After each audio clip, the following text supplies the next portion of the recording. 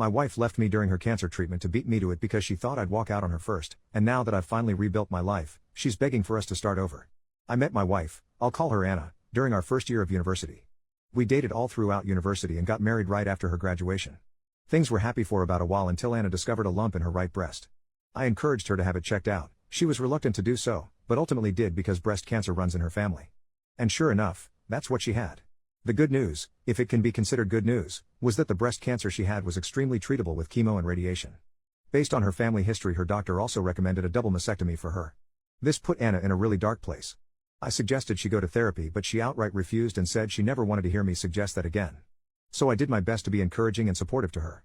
I took time off work to be at every appointment with her. I took on 100% of the household chores both inside and out. I did all of the shopping. I drove Anna everywhere she wanted to go. I planned out special dates for us. I gave her an hour-long foot massage every night. I literally did whatever I could to help. About 6 weeks into her treatment, Anna brought up the idea of going to stay with her sister Sarah for a week.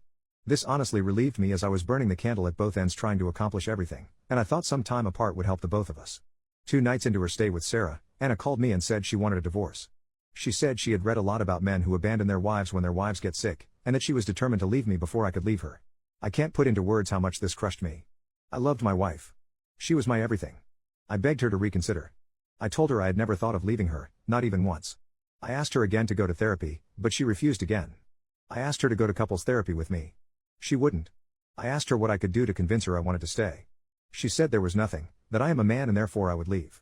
End of story. It took about a year because of where we lived, but eventually everything was finalized. I ended up selling the house and splitting the proceeds between me and my now ex-wife. I didn't want to stay in that town anymore, so I put in a transfer request at my job and ended up moving to a town about 2 hours away. For the past couple of years, I've been focusing on myself more. I got a dog. I've been on a few dates but nothing serious. I picked up hiking as a hobby and started gardening. But out of the blue, Anna called me 3 weeks ago. She said she'd been in town on a trip with friends and saw me, and all of her old feelings rushed right back to her. She said she was sick and out of her mind at the time, and that I couldn't hold her words or her actions against her. She said she still loved me, that she always had, and that she regretted leaving me. She begged me to give her another chance. I'm so confused. If I'm being honest, I still love Anna, but I'm no longer in love with her, if that makes sense. She broke my heart. I was devastated when she ended things. It took me a long time to get my head on right. But I also know she really was in a bad place because of the cancer. Do I owe it to her and what we had to hear her out?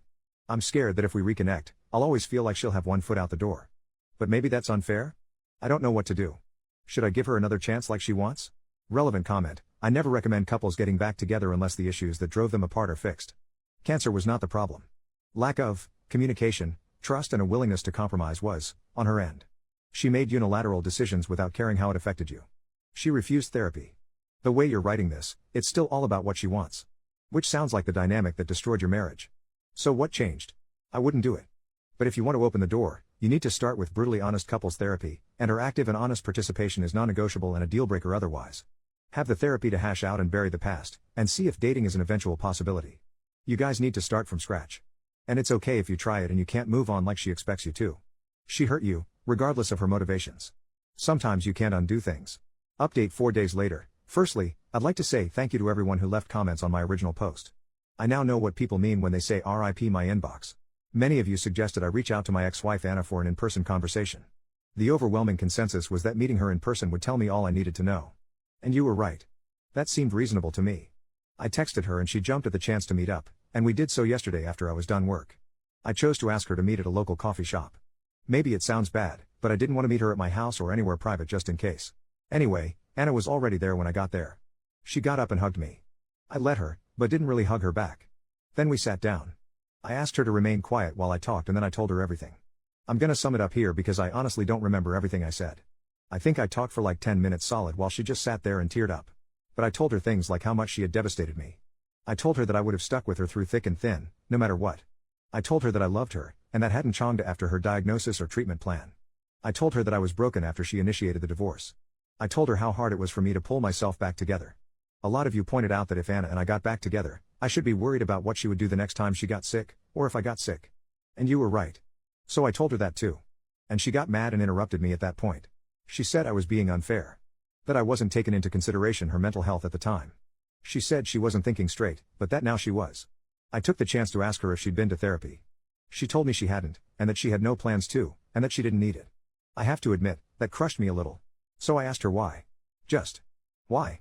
It's the one question I've really wrestled with over the months. And she said that she'd gone looking for support groups and found a lot of women who had stories about their partners leaving. She even mentioned Reddit, funnily enough. She said she talked it through with her sister Sarah.